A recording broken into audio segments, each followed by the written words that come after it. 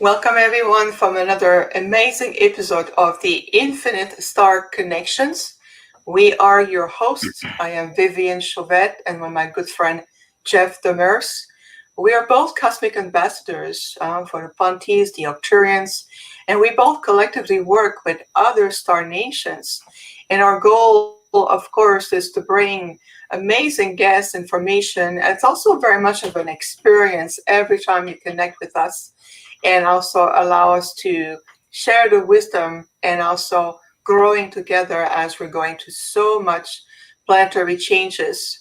So we both can be reached on the website.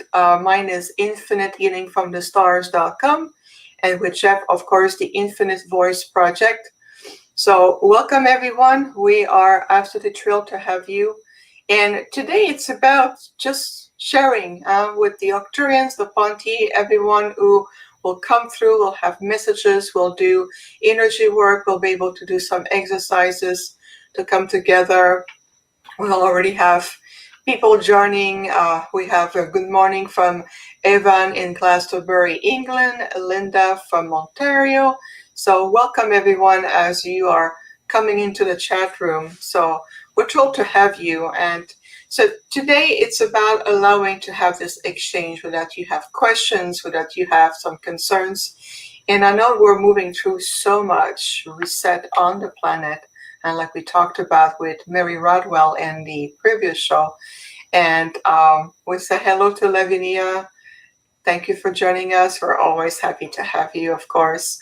And so we're very excited. Today is going to be an exchange. And we want to give you that energy, that experience, so we connect as a collective, as a community. And there's so many changes that we're experiencing in ourselves, in our body. And I hear that a lot. And I'm sure, Jeff, you must also hear it a lot on your hand as well, all the changes that people are feeling in their core, whether it's emotionally, spiritually, but also, almost like in your identity to say who you're becoming, who you are, and how do you fit in all of this. So we'll just have this, exchange, and we're thrilled because there's so much more coming to the show this month, December, and we're already preparing an amazing lineup for 2021. So the show is going strong. So glad to see you, my friend, and we'll just do this amazing exchange. Talk about that started to last yesterday. There was this blue moon we had on Halloween. I don't know about you guys, but Halloween is for me one of my favorite holidays. I feel like I'm a little kid again. I can feel the energy. I can feel the portals opening. I can feel this transparency energetically in the air. And I feel like it was really coincidental that we had a blue moon, harvest moon, of course, but a blue moon. It has not happened since 1944, if I remember that correctly. I don't know about you, but I felt the energy. I feel like I was in a spiral, like a vortex of energy moving up and down pretty much all day. Have you noticed anything different for you, Jeff? No, actually, I was in my basement down here, and I was just doing my research crap, and I honestly didn't feel anything. I went outside towards the evening and saw the moon, and just like, well, this is pretty cool. But I mean, a lot of people did feel different energies to them, but luckily, I have armor, so I didn't feel any of that stuff. And that's perfectly fine, even though you don't physically or simply feel it and the saltity in the background. There was some changes. One thing I felt, especially throughout this blue moon energy, I felt like a lot of different body heat changes, like those wave of warmth, almost like energy moving up and down my body. And I can feel that physically, my physical body was also changing and moving into different directions. I can feel like I was almost like moving through pockets of invisible energy or vortexes. And I can feel like last night we were standing outside, giving out candies for the little trick-or-treaters. And even with the adults, I can feel there was almost like a community energy, at least where I was here in Arizona. It felt like even neighbors, they were more outside. There was like going on. There was gathering in people's yard. There was almost like an invisible force of energy that was inviting everyone to go back to more of a community energy and synergy of connections. I would see adults playing hide and seek between cars, and I was outside witnessing all of this. And what does it tell us?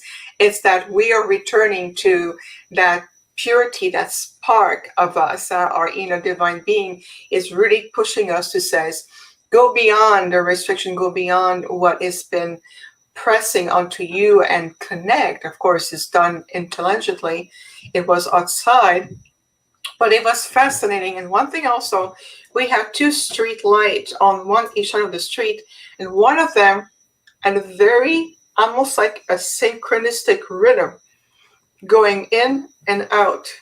And then I was sending some thoughts and, towards the stars, and up the light will turn on again, will stay on.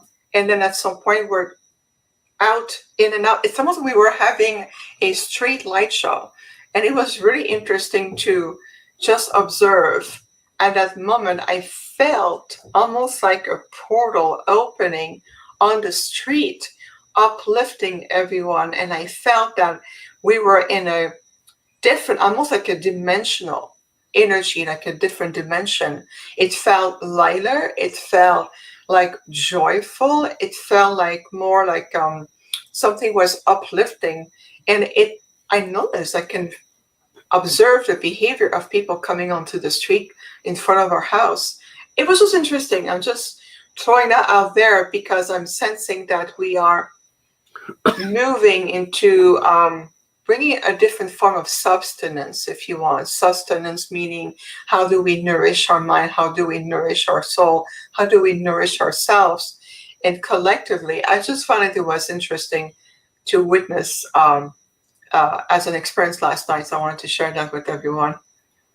Well, I always wondered, why does a full moon, what is the significance of the full moon? Why do people get, feel differently, this, that? I wonder if it is not the reflection of the moon itself being a full moon. Okay. That there's minerals on the moon. Yes. And, you can't find those here on Earth. But as the reflection of the moon is, going towards the Earth, I'm wondering if it doesn't have some sort of energy effect through the ionosphere. So when we're getting it, we're getting more of a positive charge instead of a negative charge, like from a rainstorm. It's a good point that you're making about the mineral and also the reflection. I feel like it's an aspect of this, and the moon has been in orbit to the Earth for so long that it has a very deep influence on many levels. And I know that it's part of spiritual ritual and all of this. I personally do not feel very as drawn or partake in those kind of rituals. However, I just noticed sometimes the synchronicity of some celestial alignment, and it's more in that sense that we talked about the fact that yesterday on Halloween night, there was this celestial alignment, so to speak, with a blue moon, which happens after so many years. We can tell that the Earth is also shifting, and so the solar system. So for us, is the decoding of the changes that we are experiencing, even in the solar system, and the reflection of the moon. It may have that it is so part of the human being, belief system and also energy field that it has that kind of influence. But it was just fascinating to be able to see people reconnecting with that inner spark, having so much life going on the streets, in people's yard, and with children, like walking to the streets, the skies in costumes with the little pockets and all of this. And it's the interaction. And what we were giving an opportunity is that every time we would scoop a hand of candies, we were encoding those candies with certain frequency and energy. and on purpose. And what we would do is that look at the child or the teenager or the adult that we were giving the candy to. And at that point, we were creating a sacred exchange. And I felt that they brought that back home in their family, in their home, in their house. And it felt like we were collectively supporting one another and providing encoding of light, a changing energy. Feel like we are being reconnected, even though we're never disconnected in the first place. But we feel like we were establishing a deeper sense of connections that create that form of substance, energetic wise. And it's like my heart to your heart, and we recognizing one another this way. I can't describe it too much in words, but it really feel in terms of what was happening in terms of the interconnections. If you get what I say, if that makes sense to you. And it's the intention you're giving to the individual. Yes, exactly. And the same thing, when you give $1, you give money to someone on the street to ask for it. What I always say is that it's not about, it's not about the dollar bill that you're holding in your hand. It's how you give it. What impact do you provide? It can be strong enough that exchange through paper that we call $1 or $5 or money, that exchange that's put in the pocket can create seeds of change. So it helps that person to potentially create a change in paradigm or something, create an opening that is strong enough and change that paradigm for that person. And we know that we are all interconnected, and we know that. So that seed of change will be reverberating, echoing, if you want, in the environment where that person is, whether it's someone on the streets or like on Halloween nights with candies for the children and the adults, the family who come. Is that interaction. And something yesterday was very powerful in that sense. It felt like we were moving back into that very strong energy indeed. And it felt like we were moving back in terms of reclaiming that collective consciousness, that we are in reality all in this together, even though we're being proclaimed to get social distancing, keep your distance, disconnect from one another because there's a danger. We felt like we were transcending that, if that makes sense. Yeah, that was the second full moon in 1 month. So that's why they call it a blue moon. Yeah, the second one. But you're right about that, Jeff. In addition to that, I know I read somewhere that there was something about a very specific alignment that we went through last night or yesterday overall that hasn't been there for 19, 20 years. And again, if you look at the synchronistic of how we move through certain alignment, we know that it's not a synchronicity, it's not a coincidence, it's a synchronicity. And I just found it very fascinating when you're able to simply decode and attune yourself. I know that I'm extremely sensitive energetically, and there's so many light workers, so many people who are energetically sensitive, but being sensitive doesn't mean that you just absorb people's emotion all the time. It allows you a certain way to decode energetics or changes that you're able to understand it from a different perspective. And that is also very empowering. And that's what I witnessed last night. Something empowering was being anchored in the neighborhood for us. And so that was just wanted to share that because I know it went through everywhere on the planet, and I'm very happy about that, if you want. So I just want to acknowledge people coming to we have, Simon from Avalon, we have Joanna, we have Divine Fractal, Sunshine 1966A, welcome. And thank you everyone for coming today. We're just always happy to have you. So we're talking about reclaiming the collective and connecting with one another. And I just felt that it gives everyone, how could I say that, an understanding that in reality, the universe is truly cooperating with all of us. The universe is really allowing us to create and manifest ourselves. And in fact, one of the messages I got on that sense is that we are giving an opportunity to reinvent ourselves.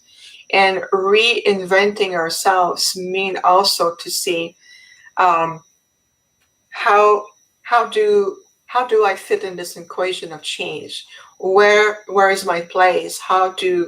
Where do I stand in all of this? And how can I support not only myself and the growth that I'm going through, but also the growth that everyone and every life form is going through. So I like that piece of wisdom.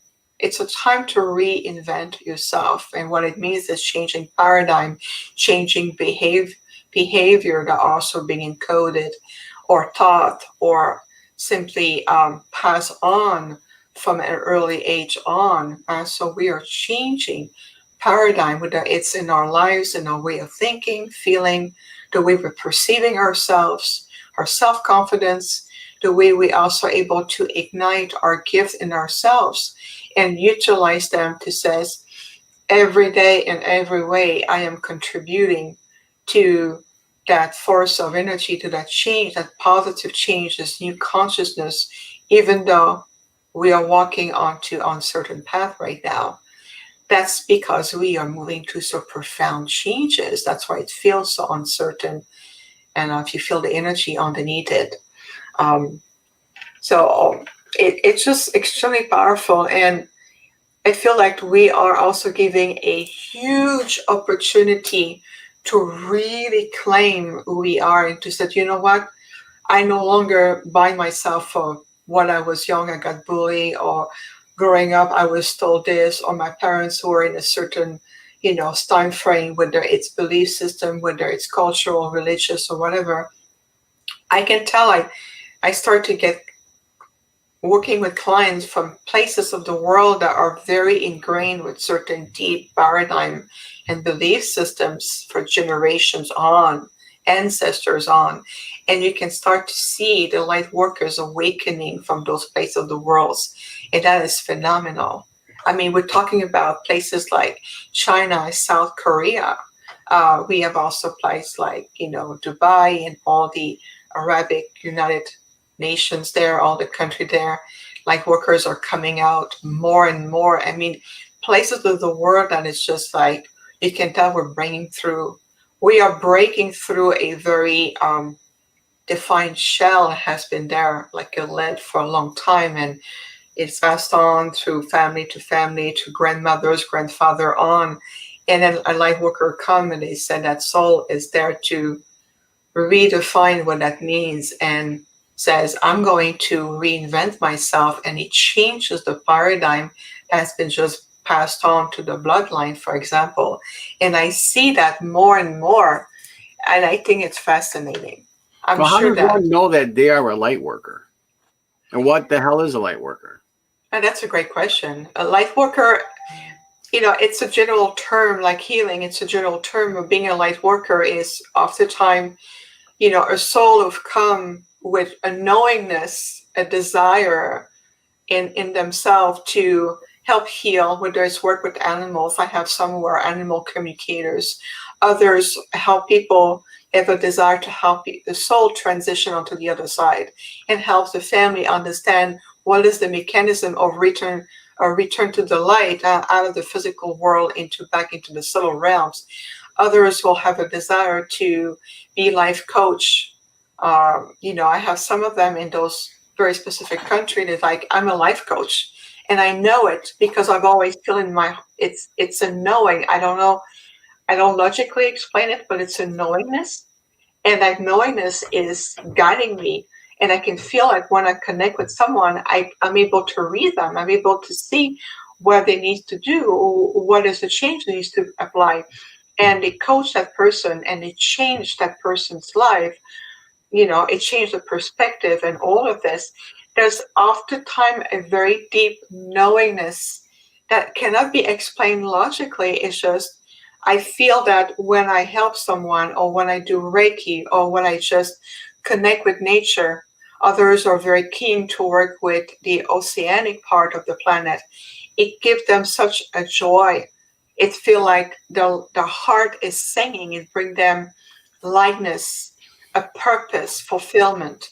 And that's oftentimes, Chef, clue, indication, signals that you're categorized under the big label of being a light worker. Like at what you do, for example, you have an organization and the Infinite Voice Project .org.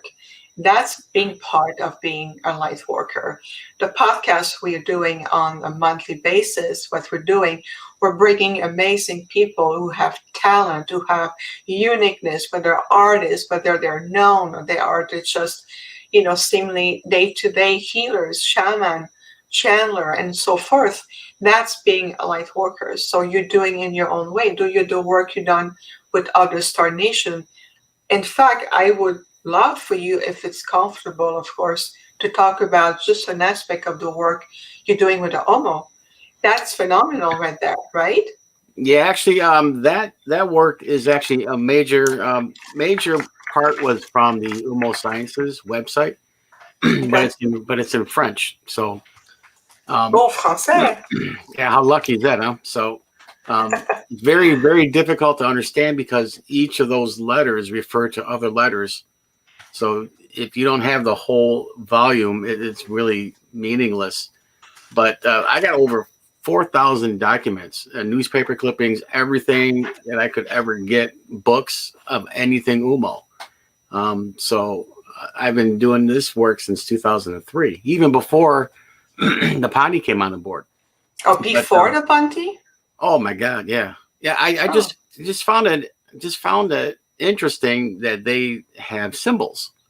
They actually don't have a language like what we do, but they have symbols. And when they were in France talking to the French people, whoever they were over there, the winemakers, they were trying to communicate to them in their speech, and that's where the Umo, that's how the French interpreted their speech. So they just put UMMO, UOOO, UU. All those mean a certain, sorry, they all mean a certain dialect because they use a lot of nouns, what we would call nouns. So there is no, there is a language, but it's all speech converted to the French wrote the word Umo, whatever. And then the Spanish got involved. So between the Spanish and the French, they pretty much built a really good relationship with these guys. And they would travel to the earth and back and forth, back and forth, back and forth. And they never really ventured to the U.S. And the U.S. kind of like just turned a blind eye to it. So most of the Umo is unknown here. But I'm working with Gemma Lozano, who we'll have on our show here in a couple months. Yes. She doesn't speak English, so we have to use a translator, which we have. So, but I've been working with her intimately for the past year, and we're working on an English version of her book, Umo, the Ultimate Message. So that should be hitting the presses probably, I'm assuming, this summer coming up, because they're going to be one of the ones that are going to be actually having contact with us. So because they look just like us. I mean, they're three-dimensional body. They have similar metabolisms. They could pass for an American or Europe. It doesn't matter. So to me, that is just a natural step or evolution to meeting an extraterrestrial that is very close to looking like us. They do have pictures of them over in Europe that people have actually met them. They stay to themselves, obviously, for a number of reasons, but they're very, very smart mathematically. They use a base 10, and they use a different type of logic that was used prior to Aristotle, changed it for us. So relearning all that is to understand what they're trying to say is tough at best. So, Yeah, but I'm getting imagine. there. I'm working on an Umo dictionary, which I can explain what their phrases mean in English in a way that we understand, because when they communicate, it's like old Spanish. It's the old way of talking. It's like, man, what does that mean? My hand on your noble breast. To me, that's just a handshake, but to them, that's how they would talk, So they're Oh, very I see. formal, very old English, old Spanish way, so. Okay. And so these being Umo, they're extraterrestrial beings, and they look a lot like human beings. And Correct. do we know where they're from or where they're originally from? Yeah, they're from a planet called in a area called Wolf 424. But the calculations that we use, that's where we would put them. But I am finding out that that is incorrect. It's actually further along. So just understanding their base 10 would put their planet further away. Further away. About Okay. 10 more light years away. So, but we're getting there. It's a tough language to learn. It's a different way of thinking, and it's interesting. Hopefully, I could make it a little easier for us to all understand in English. So. Oh yes, to try into English. Is there a purpose for them to want to do some extend work in terms of translating their language? Is it because they want to connect with us more on the conscious level, or to say, hey, we exist, we're here, and we're part of? Yeah, they are actually wanting to make a connection with the people here, but they went through their wars, they went through their rise and fall of governments, and they finally rose above that, so they could see it happening here. So they don't interfere because they can't, for one. But they want to see us evolve because we're just like, wow, these guys are close to us. Their planet is the same. We drink water. They drink water. They eat meat. We eat meat. Plants. So we're very, very similar in social stuff. So, but they are evolved more than we are, obviously, because they can get here. Okay, from that technology perspective, they may have more knowledge that has been, led to have here on the 3D. But okay, so on that level, it seems to me that they're still evolving on a similar plane of existence, meaning a more of a third dimensional level of reality. Or do you know if they have reached different higher dimensions? I would assume that they would reach higher ones. Because we're under the impression that you have 3D, and then you got 4D and 5D, whatever. But I'm understanding from their logic that there is levels of 3D. There's different ascensions of 3D. So you can still maintain this form. You can still become an ultimate being, of course, and still be in this 3D realm. You don't have to ascend to the 5D to become more evolved. You can still stay in this earth plane.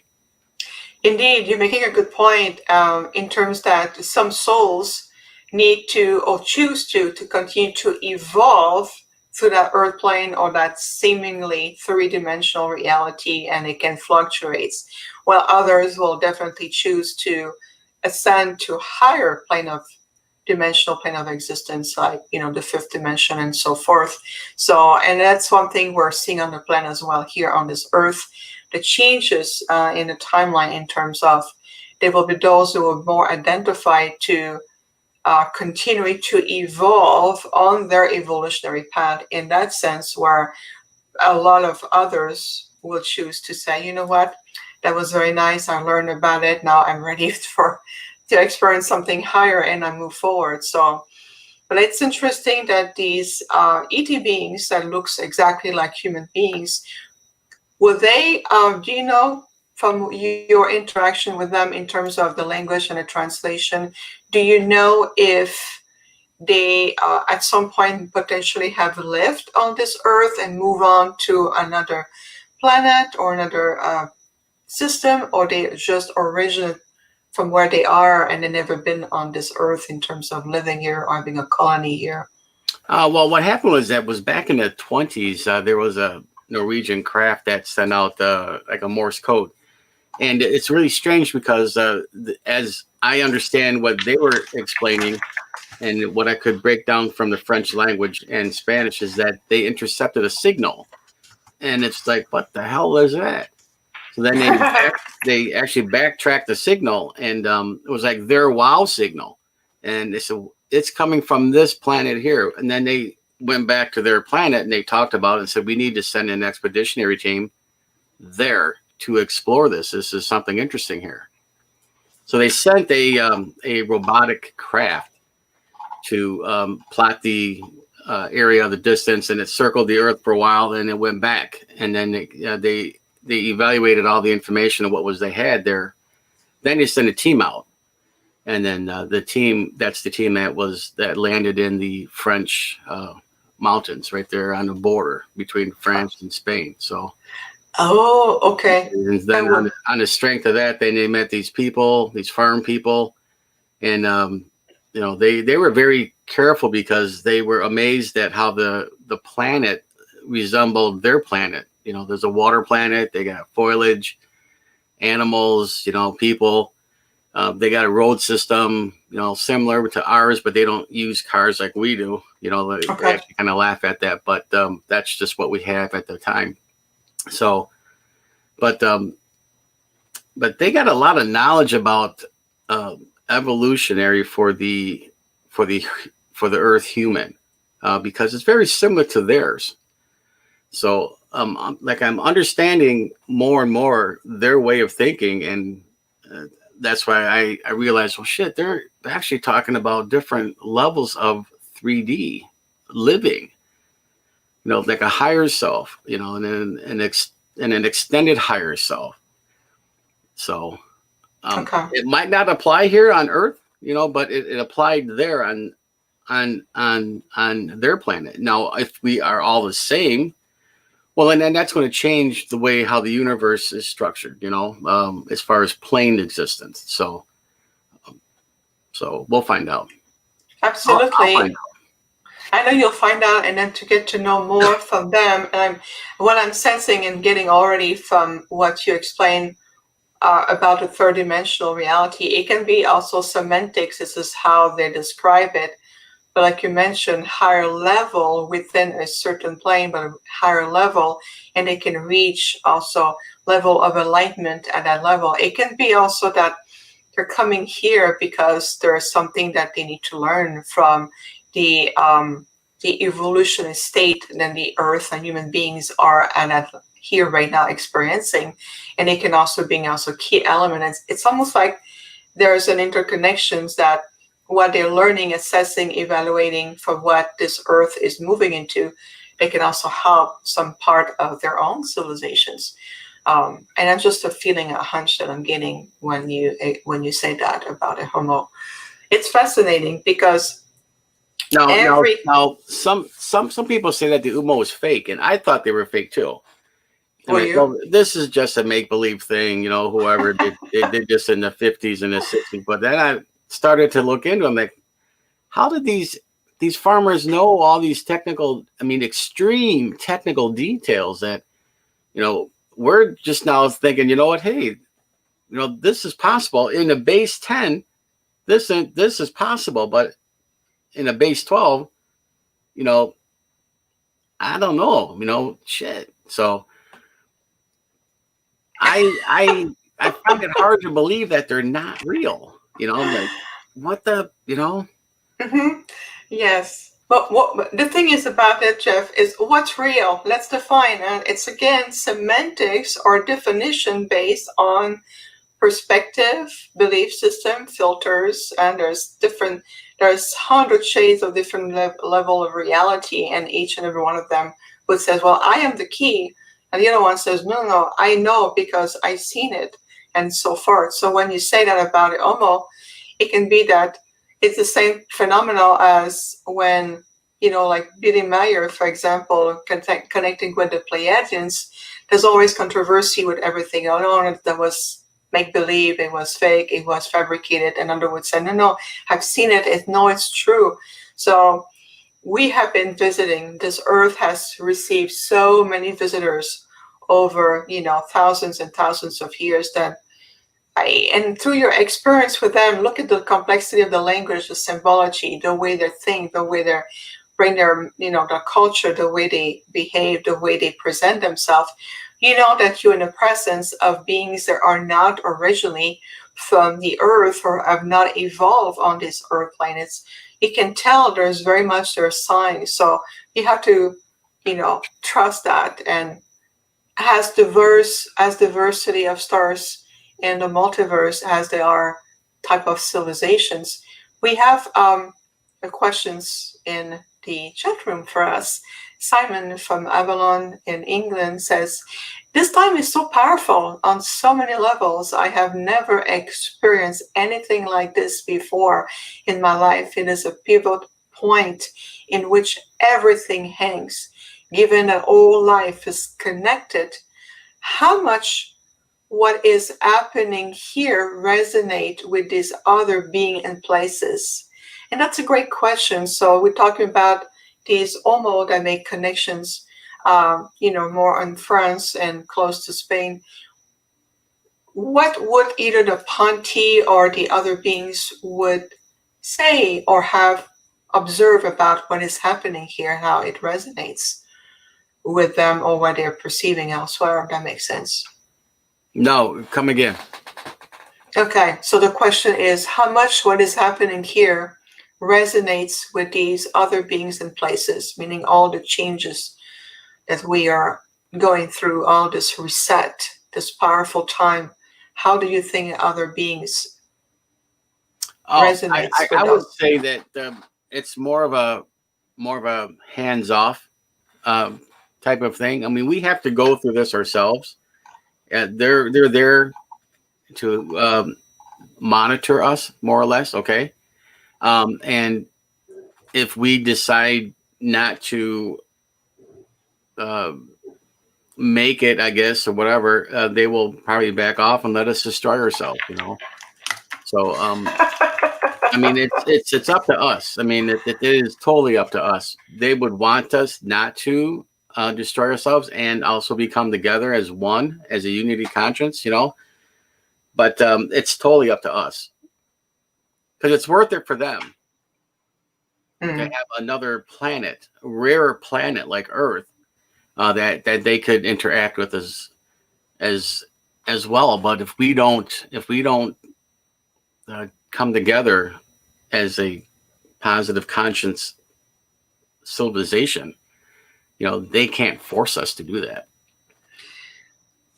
Well, it's a point in terms that, like the prime directive, like Simon says, it is to some degree for sure. At the same time, we have to remind ourselves that of who we really are in our essence. And in actuality, so many starseed representing other star nations or other evolved civilizations, whether it's the Homo, the Arcturians, Andromedan, Lyran, Syrians, and so forth. There's so many representative or cosmic ambassadors, so to speak, in human form right here, right now, on the planet to really bring the assistance to be able to, help humanity and everyone on this planet to return to that point of power empowerment. And yes, your part is very important. Are we being left alone on our own where everybody else is watching? Absolutely not. They are a level of assistance, and not saying that they're going to do everything for us. We're not going to, they always says, teach someone to fish and they will be able to feed themselves for life. It's the same principle that we're being coached, we're being assisted. And it has been changes in the background that we're not even consciously aware of. Oh, yes, because we need mighty assistance as well with the task at hand. It's a big task. It's like watching, a master watching, their students. You're not going to say, okay, now we gave you the premise, that you have what it takes in you to do it. But once you get on the terrain, when you get actually to do the task, so to speak, you're going to need some help. It's not just to be left them alone and good luck with the task because you sign up for it. It's a balance.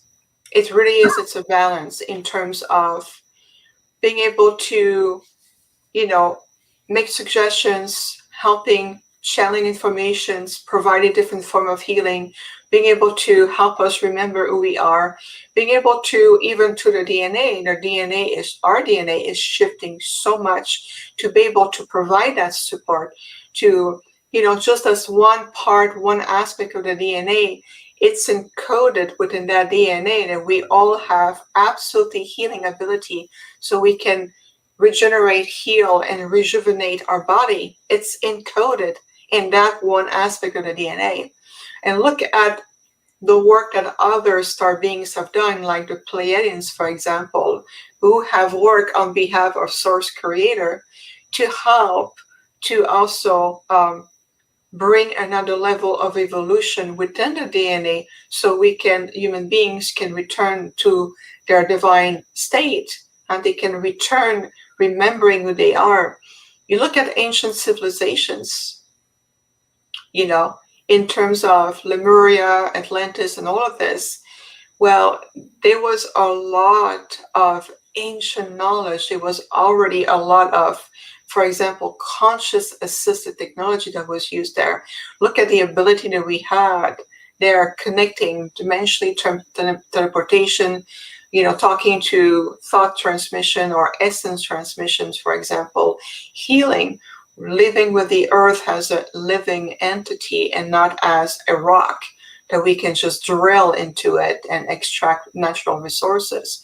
So we are returning to that state of living more with spiritualized way of thinking, acting, speaking, connecting, and also utilizing already faculties that we have within ourselves. Just the human soul, the soul in itself, it's a mind goal of energy, and the brilliance, the energy, the purity, what it really represents. But we're oblivious, oftentimes in a general sense, of course, people identify to what they think they've been programmed to think about, their abilities, what they achieve. It's about knowledge, it's about reaching goals, it's about being successful.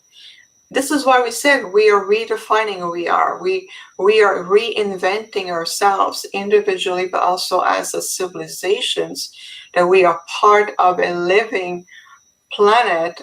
We call the Earth. The planet is living being. She's conscious. She's expressing herself in different form, and we are absolutely returning to a new paradigm that allow us to ascend, to increase our spiritual vibrations, that increase a level of returning to the very essence of what the human nature was about. And that was also experienced and remember even back in Lemuria. I'll be coming back to full circle with that. So there are different level of contribution. Look at the new souls coming, the children, the indigo children, for example, the crystal children. They come here on this new earth to represent a new human consciousness. And we also need to understand that we are stewards on this planet, guardians, and we need to work in symbiotic connections with the planet herself, and not, like I said before, like it's a rock we can drill into.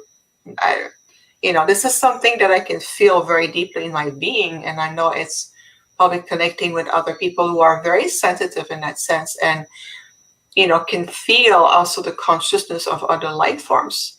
And I think it's wonderful, Jeff, that you also working with other civilizations, and I know you work with others besides the Umo, don't you?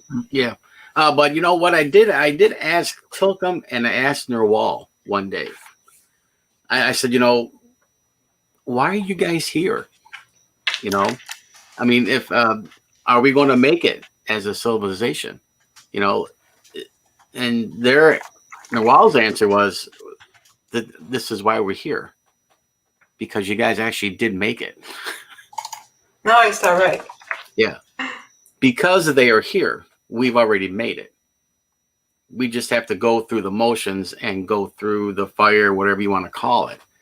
But because they are here, we've already made it.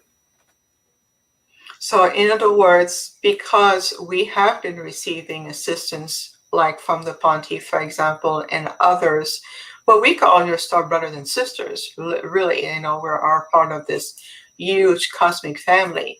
But because of the assistance that we have received, that we've made it, and we're making it even more. That understand, is that correct? Yeah, absolutely. And that's really ties up, just different approach, different semantic, but that really ties up with saying that we've passed the Armageddon or destruction scenario, because when civilizations like the Ponti or the Nocturnes, for example, we can perceive different timeline and the potential of the outcome of the different timelines. So depending on the assistance that we have received, plus also the awakening, the work that so many people on the planet have done over generations, that's what we call the light workers, right? The combination of all of this, certain timelines or scenarios that was a potential has diverted. It's changed. So everything is not set in stone. Everything is changed. It reminds me of when people do, psychic reading, tarot reading, all these readings. I remember one time I have a client came to me. She goes, well, you told me such and such and such, and the opposite happened. And that was a year ago in a timeline. It was 12 months before. And then 12 months later, that person come back, and I said, of course it will. Because at that time, when that message was provided, it was within a potential timeline or a potential outcome.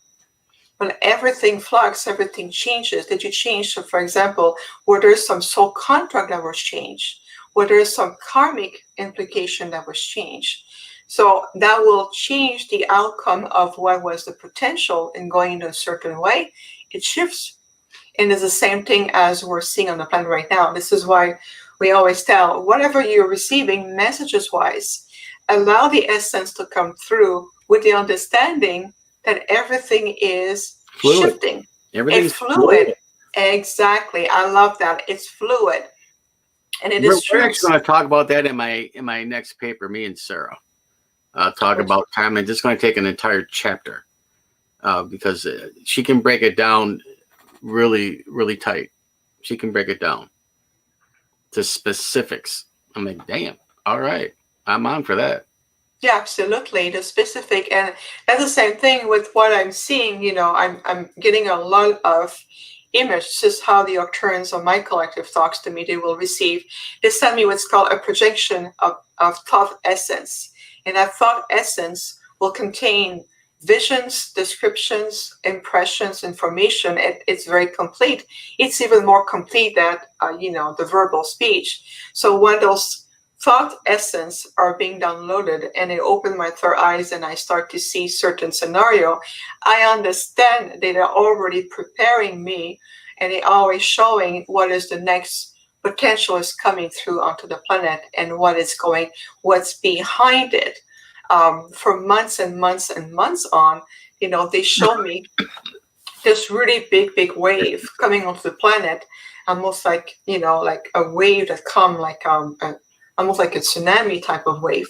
But what they showed me at the time, and that's months ago, is that behind it there was a force, there was something that was very powerful, and it showed me that it's moving, it's uplifting everything along the way, and that was necessary to be able to create the paradigm shifting that we have worked collectively on for generations.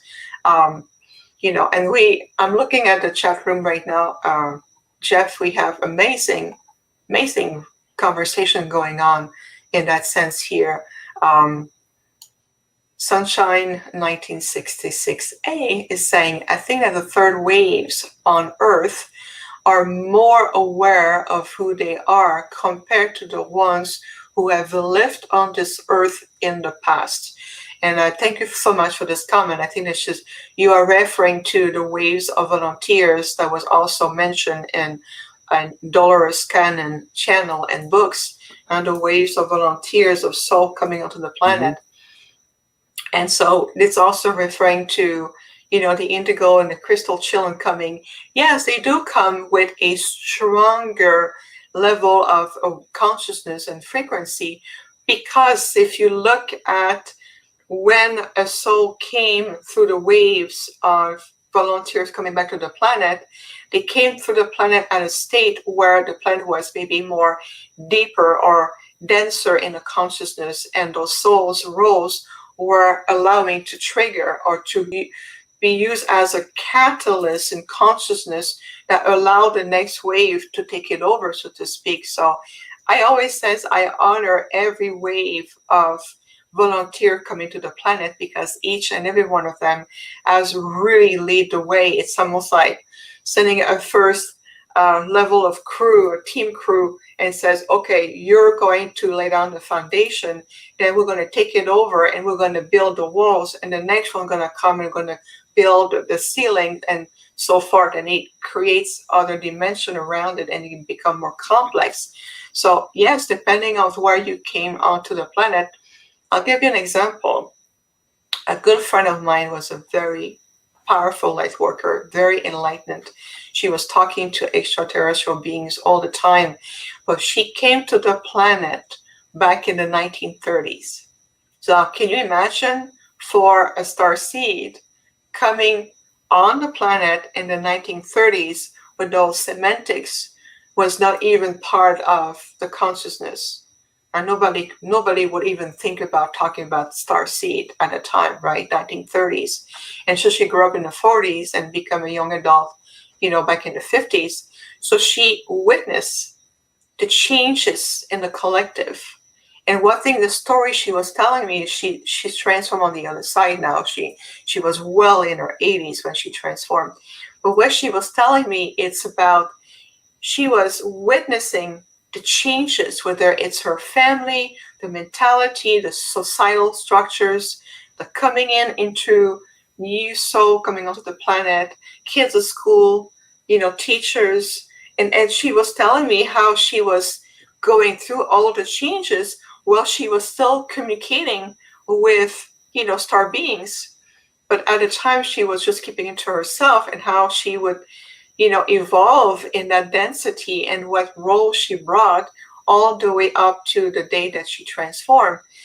I just found it fascinating to listen to other pioneers, and that's how I call them, or other light workers who have come to the planet a very specific historical moment where the collective says, okay, we need a big dose of light, so to speak, and we're going to start to change the paradigm, but on a subtle way from the inside out.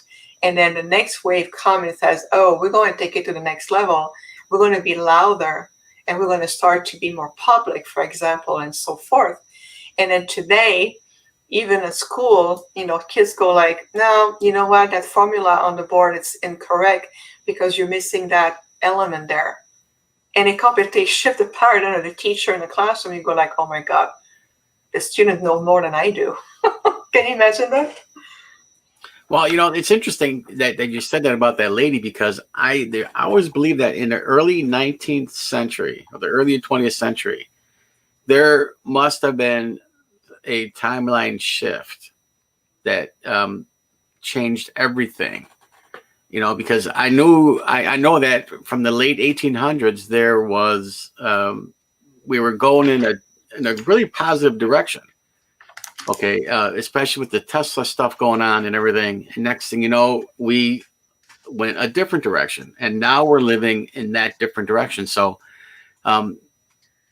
our lives probably would have been much different if that timeline didn't happen in the early 20th century. Yes. But to find out exactly what happened, it might not have been in the U.S. It could have been in Europe, for all I know. It could have been the start of World War I, but prior to that one event, we were moving along pretty well with technology. Then it all got suppressed. Well, it got suppressed, and you're making a good point, Jeff, and that's also part of looking at probability or when the timeline is shifting. we are living and evolving in a holographic universe, so everything is in constant Another change. good book. I read that. Which one? The Holographic Universe. Okay. I wasn't thinking about the book. I was just thinking about the nature of the universe. But yeah, that's a good book indeed. Good point about that. If you look at that point, Stein, that we are living and evolving in a holographic universe where the only thing, the constant thing we can rely on is change itself. So what you're mentioning is that we were in a certain timeline moving, and then something came and they shifted that. Right. So it just tells you and tell all of us in reality that there's other faction, there's other factors of point of influence behind this that also will create sometimes just a little tiny fork in the road, and that creates a whole different parallel. And then out of the blue, we're getting more in that sense. But we will eventually get to that end point. It just takes us a little longer here versus the other way. We would already been there, but now we have to catch up. But eventually, we'll get to that end point. That end point is coming up.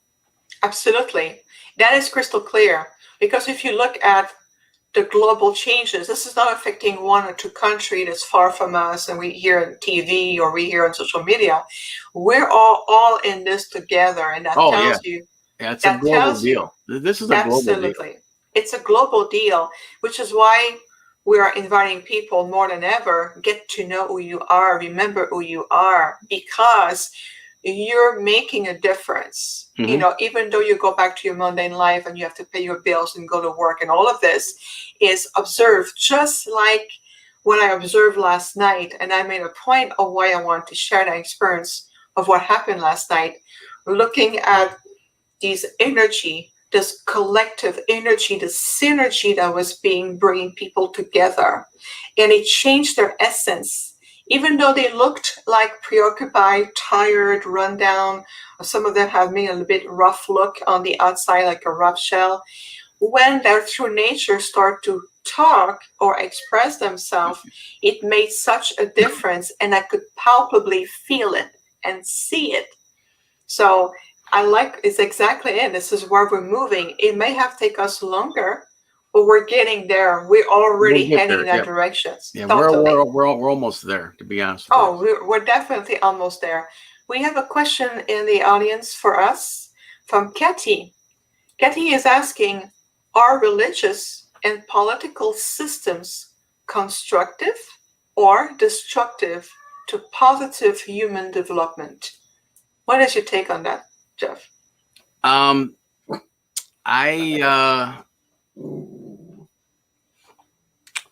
That's a good question. We do need all of those. Okay, but it is to specifically talk about. I am not the one to talk about religion. Okay, but trust me, I don't want to do that.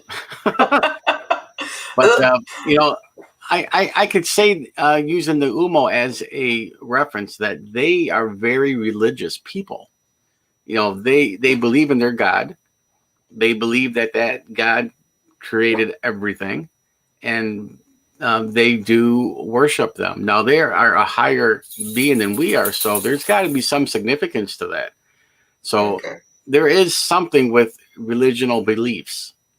Okay, and using, like I said, using them as an example, that's got to be important. You have to believe in that. You just can't be not believing that stuff. The political stuff we can do without. The political stuff can be redone, and we can learn from the Star Nation beings how they govern their groups of people, and we'll probably ultimately end up adapting that type of, like the Council of 12 or something. So that they could instead of having one president and 450 people that don't know what the hell's going on, and they just like to argue and never get nothing done. Now these other people will get stuff done. So I like what you're saying. It's feel like political and religious systems are like a premise. It can be a very positive foundation or a premise. We need to tweak it in a sense that, is it always uplifting people? Are we moving into a collective? Are we thinking in that sense? When you talk about like political systems, and we're not going to dissert anything about politics because our show is not about that. We're just talking about changing the structure, going into councils of elders, councils of wise, like we have. Right, exactly. That seems to work, Yes. And the same thing with spiritual council instead of religion. That religion sometimes can be dividing people.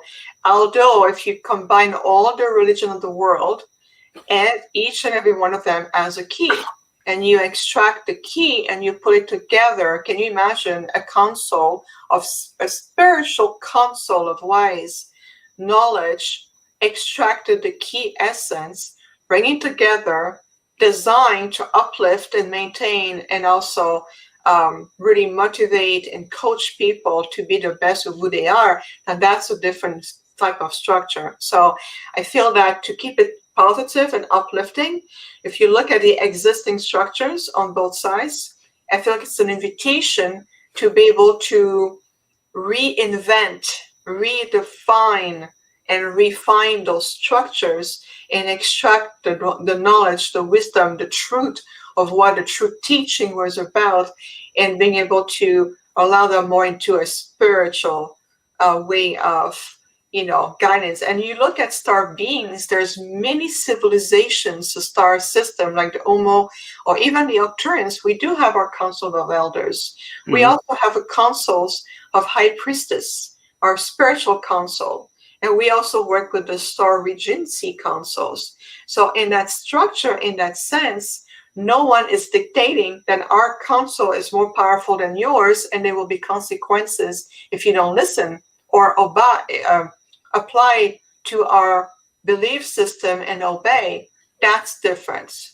It's not about manipulating one faction over the other. It's about unification.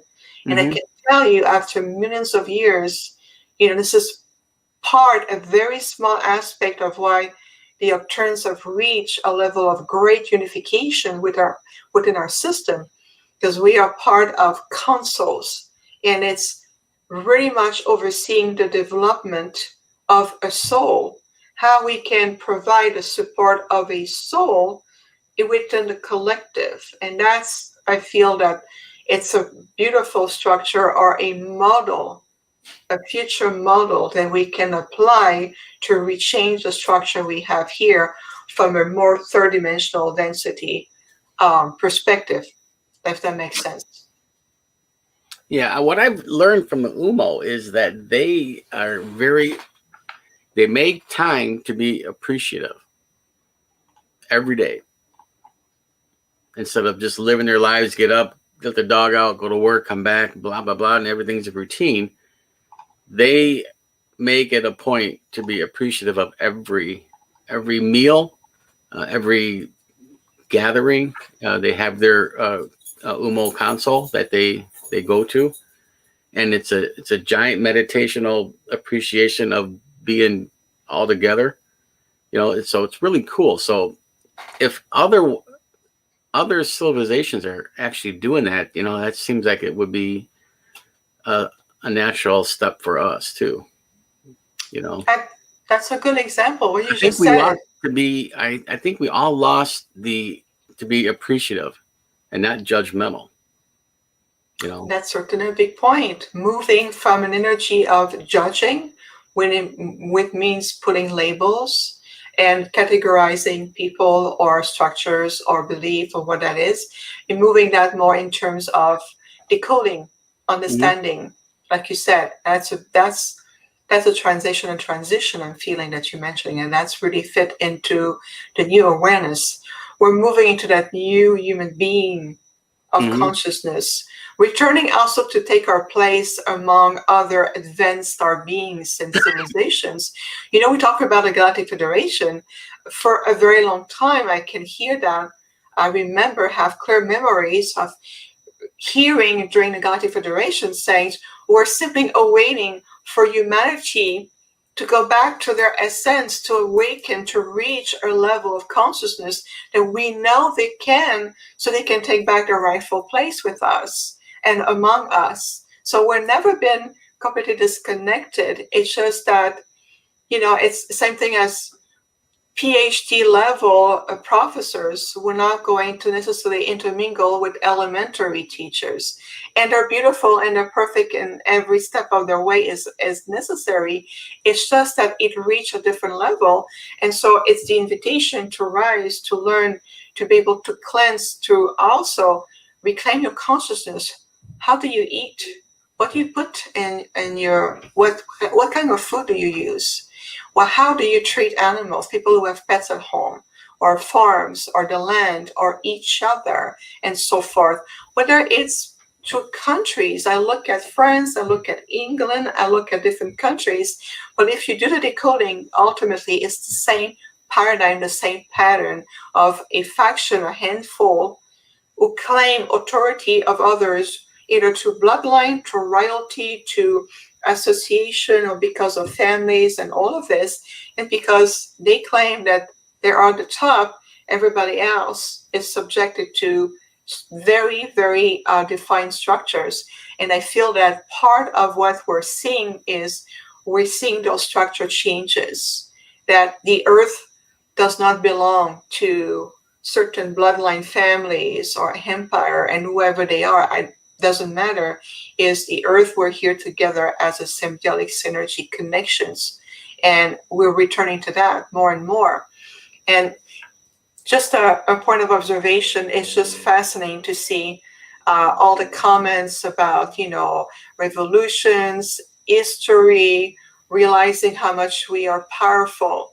And our voice, our interaction is also very powerful.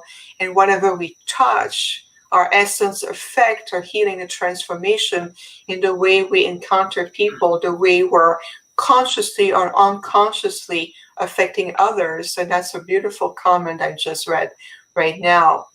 2020 feels like what 2012 was supposed to be. Again, anything has been, how could I say that? Predict would say 2012 is the end of the world. The Mayan calendar ended. We're supposed to be this way and this way. You mentioned something exactly. No, it's not. But you say something very important earlier, Jeff, is that it's part of the fluidity of the timeline shifting and giving you in different directions. But also the influence we have behind this that also shifts the timeline.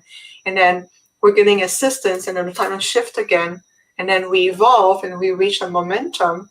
And so everything is fluid. I will invite people not to get hung on to prediction of solstice or equinox or December, this year is supposed to be this way. These are just point of references because everything is fluid. Everything is shifting.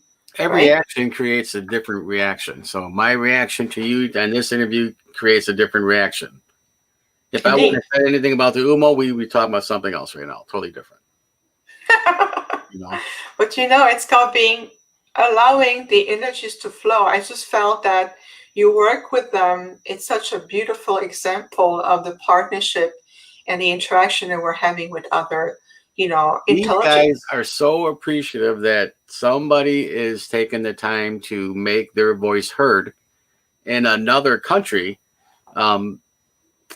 I have not met an Umo, but what I do feel is like a yellow light inside this room here when they're here, because they look at everything that I do, everything. They're just like, they want to know, why are you doing that? How come you're doing that? How come you're doing that? Why are you doing that? And I just said, well, this is the way I think it should be done. If I was to read a book, this is how I would do it. And they're like, and then they're gone. But they're here, maybe not physically, but with that yellow light, it seems like a damn bug light that goes off around me or something, but can't explain it. Yeah, I can completely appreciate that. It's like lately we have been having a lot of decoding. I feel like codes of light coming in and out of the house, and we can perceive like, oh, one day, today we're in the codes of light, the next day we're integration, and then the codes of light come back in. And it's like it comes in and out. I mean, what's with the yellow light? What is that a significant energy thing? I mean, it's like a giant bug light. and I don't want to look behind me again. Like shit, I'm just looking at my screen here. What do you guys think? You guys like it? Well, it might be their own way of utilizing light frequency to, to give you a form of communication, a form of language, because cult of light or frequencies of colors, it's a form of language and it will affect you at a different level. Like yellow can be also stimulating that part of creativity in you and opening very much so your solar plexus, that you feel like, okay, I get you. This is an alignment. This is not. This is what I need to change. And I feel like it's almost like harmonizing yourselves to one another. And that's what comes to me when you saying about that light. The Octarians speak to me also in form of light language. And what I mean by that is that I'm going to see very much like spark or orbs or different shape of light that has different colors to them, whether it's a deep blue, royal blue, very bright. The pints are like that. They're like little shimmering as sparkles, and you can see the displacement. Like Julie. Yes. That's how I know it is her. Exactly. It's really it's like someone says in the audience, it's light packets of information, and it's also consciousness. Because when that light energy comes through, it contains a consciousness, and that consciousness speaks to you directly to your being without having to verbalize or decode in verbalization. So I love the way they utilize that form of language to be able to communicate with you, because it's very effective and it catches your attention. Well, when we were at Contact, we were at James Gillian, I think, and he's sitting down on the stage talking to the people, very comfortable. Because I like everybody to meet Mary. She's right here. I'm like, Mary, what the hell is he talking about? Then we saw this yellow, like energy orb, whatever we want to call it, just like whoop, came inside the room, and I went above him, and he's looking up. He says, "See, that is Mary. Yeah, she's mine. Whatever." I'm like, what the hell?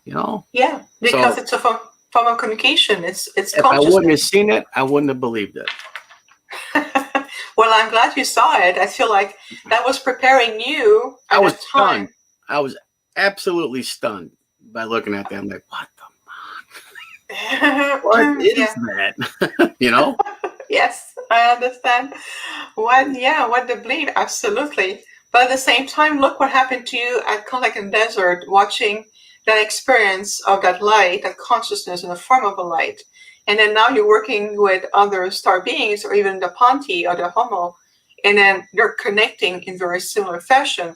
So you've already been trained, you already recognize what is about. Yeah. And that's very much the same way. When I see those portals opening, the first thing I see is I connect to the consciousness of what that portal is about, and I can already decode who is behind the portal, what is for the purpose, and I'm already aligning myself with it. And that's very, very powerful, which is this white gold ball of light. Some of them, like Divine Fractal says, for her, it's, Mary, we feel her, we can feel her. Yeah. And so there's different ways, exactly, of feeling that. And so that's a different way of decoding and also interpreting languages and consciousness. It's intelligence. It's wonderful. Evan make a really, really powerful comment in the chat room. Evan said, it's like having a birthday. You don't literally become an adult on your 18th birthday, but it's the process of becoming the adult. And that's what we're talking about as we are evolving, is that, this civilization is coming to a point of maturity, emotional maturity, spiritual maturity, when we are also reaching a tipping point of light. And it's also allowing us to be more aligned with the true genuine essence of the human nature, as opposed to what has been categorized to be a human. One thing I always say, like an expression I hear, it's human to make a mistake. I never comply with this expression, because I feel like it was demeaning to the very deep, true nature of a human being that we always perceived, that we always being able to feel and identify. So I like this this analogy of like a birthday. If you look at someone turning 18, you don't go like good, you're going to be a dad, a mother with responsibility, and then you put everything on that person, it doesn't mean that that person have reached that level of maturity and evolution and being able to be on their own. And it's a cliche, it's a label. So we're transcending those labels. I think it's a really good analogy here. Simon is saying here, many people that have gone to the crop circles in the UK talked about small balls of light within these places. We do. The crop circles have been, people have seen those balls of light. I've seen that before. Yeah, you've seen that before. It's on my list. I would love to go to those crop circles, lights, and other sacred sites to connect with the imprint, the intelligence, the energy of that place. And there's many crop circle sites we see, seen balls of light evolving around. Somebody is saying Earth is a school, and every member of school you will find different people, different energies, different ways of living, all species, if you like. Here is it for the same reason? Oh, I'm sorry. If you like here, it's for the same reason, love. It's very diversified, as above, so below. So if you look at how many diversity of cultures, belief systems, countries, and different ways of perceiving one object can be perceived in different 50 views, different perspective. It's very rich and diversified, and that's why we see also with our star beings and the star families are very diversified as well. Okay, I was hearing a background noise here. Perfect. Jeff, we have just about 15 minutes to the end of the show today. And what I like to do, if that resonates with you, I like to do an exercise, anchoring in more energy, we like to do an nocturne energy anchoring exercise to help people to balance, to ground, to just bring more centeredness in themselves. And I feel it could be a really good point right now, just to let everything settle in and bring more energy, if that's okay. Yeah. How do you get these methods from the Arcturians? I mean, I'm talking about. Oh, you mean how the way to either heal or balance or do breathing? No. How do you know what to do and that's what they want to do? How do you know that? Because there's no instruction booklet. That would be so fantastic, but there's none. Well, you are the instruction booklet. Your DNA is, your soul is. But to answer your question is that I know because they tell me. I am in a constant state of communication with them. It's like telling you, you have a cell phone. So they actually tell you. They actually tell you this is how we want you to do it. This is how it works, right? Yeah, they show me. They will guide me to says, okay, what they're showing me that says at this point, you have very stimulating. People are very much either in their mind. I can feel the energy is overflowing. Let's take a moment to ground and we'll guide you to be able to bring that together, to help people, like empty the extra cup if you want, clears the mind and be able to anchor yourself in your core. When you do that.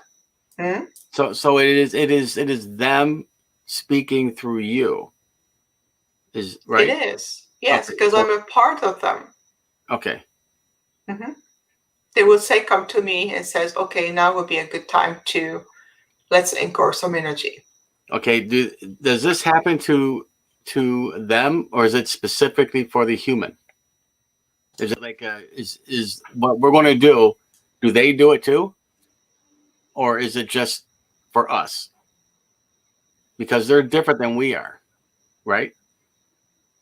I'm not sure I understand your question. Are you saying if everybody can connect?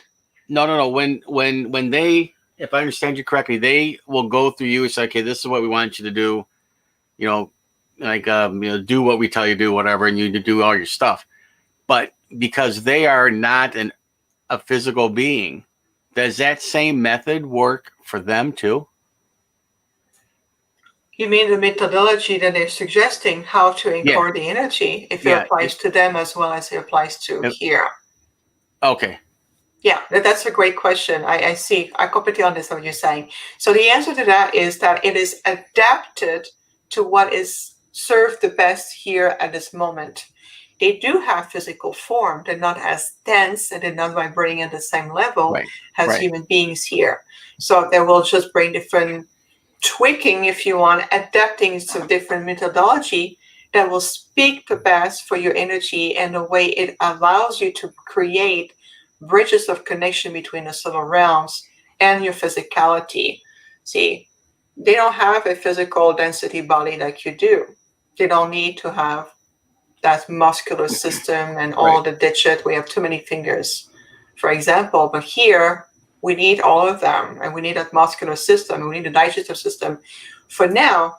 But again, that is evolving. But yes, it is adapted to what is the most supportive of all of you in these times to give you empowerment and also balance moving forward. So yes, it is Because it adapted. does work. I just was wondering, does it work for them too? I mean, are we using an Arcturian method or is it a human method? You know, so that was my question. Yes, and it's a beautiful question. It's more semantics. Think of it as an Arcturian way to help you balance in your human body, if that makes sense now. Yeah. Okay. Mm-hmm. Yeah, because the Umo doesn't do this type of thing. You know, they do it totally different. The Pinty do it totally different too.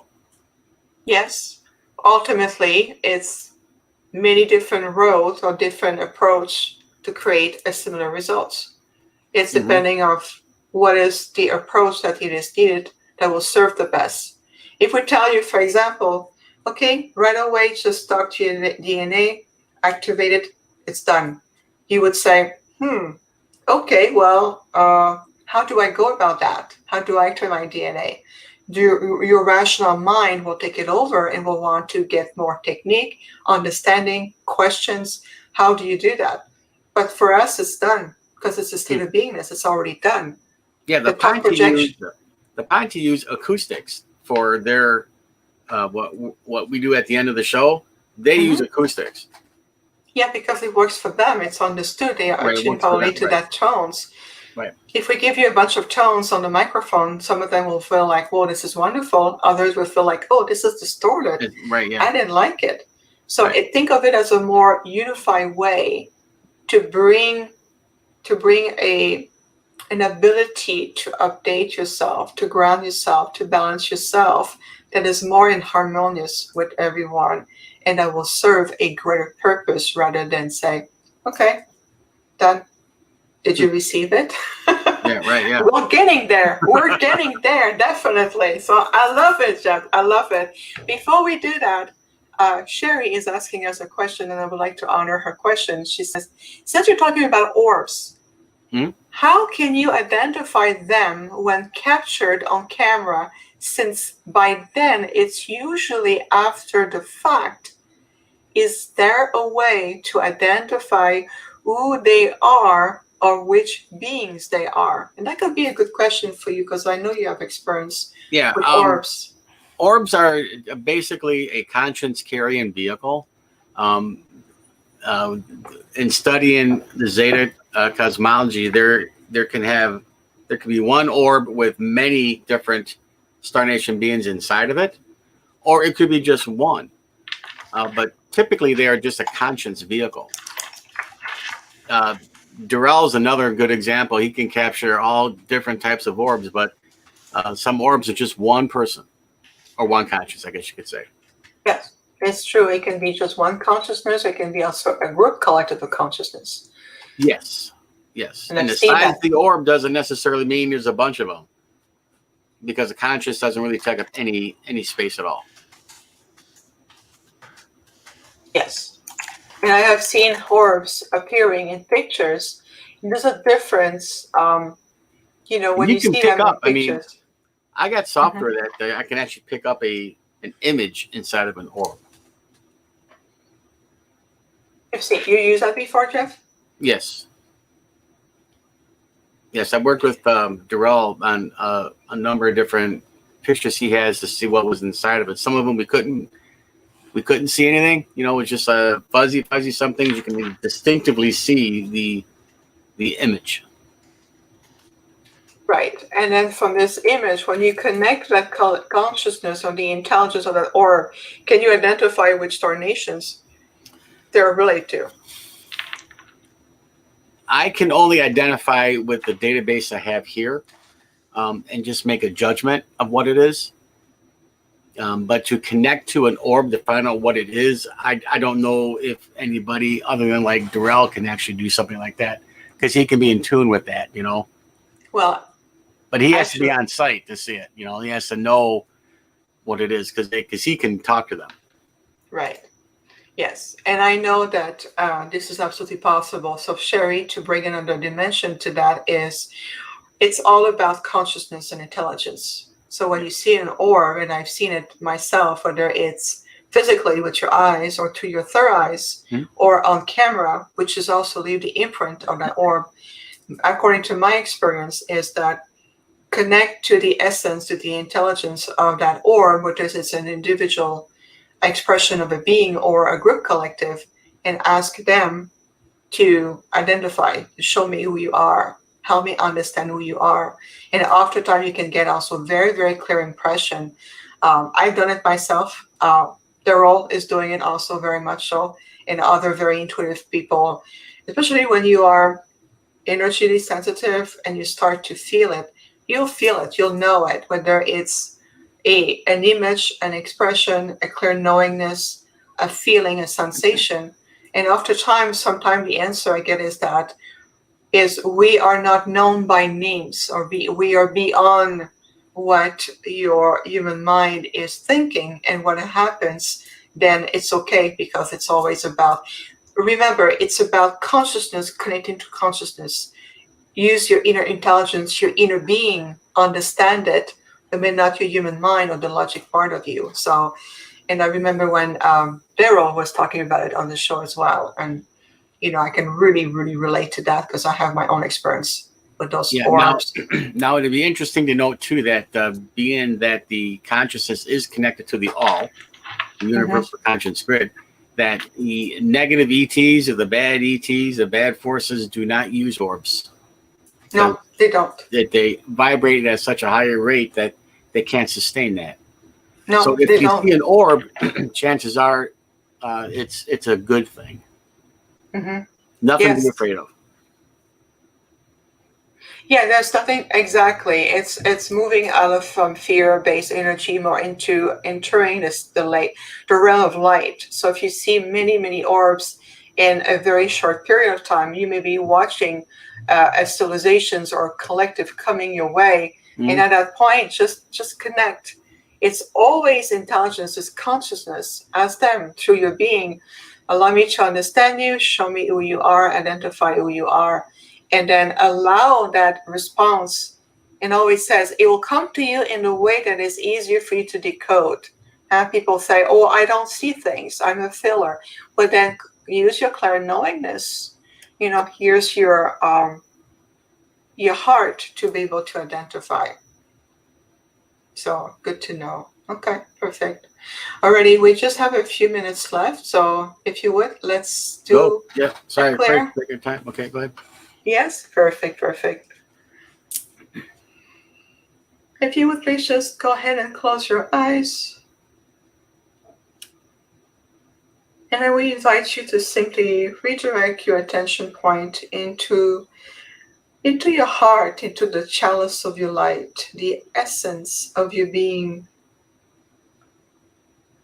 Feeling your breath going deeper, slower, moving into your heart. Into your heart, feel the expansion of your torus field around your heart. It helps to strengthen your immune system, your body faculties and functions. Expanding your energy field. Remember that the more your energy field is expanded, the more you're able to decode what is happening around you and through the collective without having to absorb what belongs to others. So as you breathe joyfully and with strength, empowerment, feel the light of your inner being also expanding, showing you the way, being your guided force.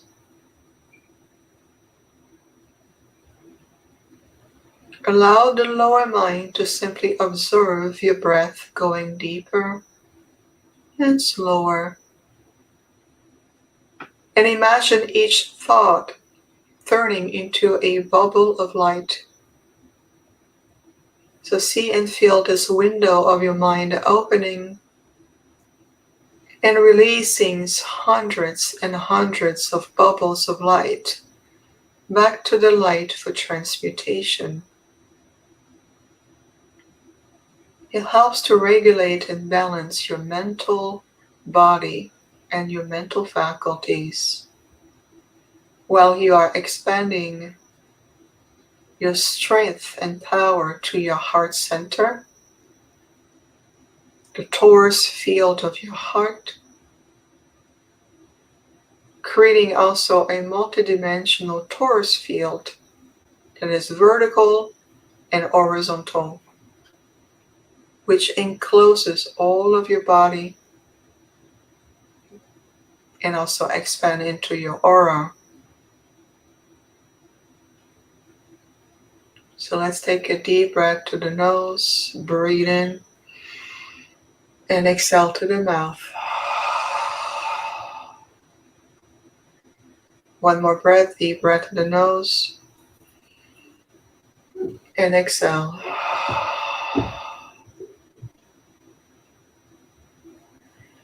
And allow the process to naturally to expand throughout the day or the evening. Remember that you are far more powerful than you give yourself credit for. Allow your inner being to show you.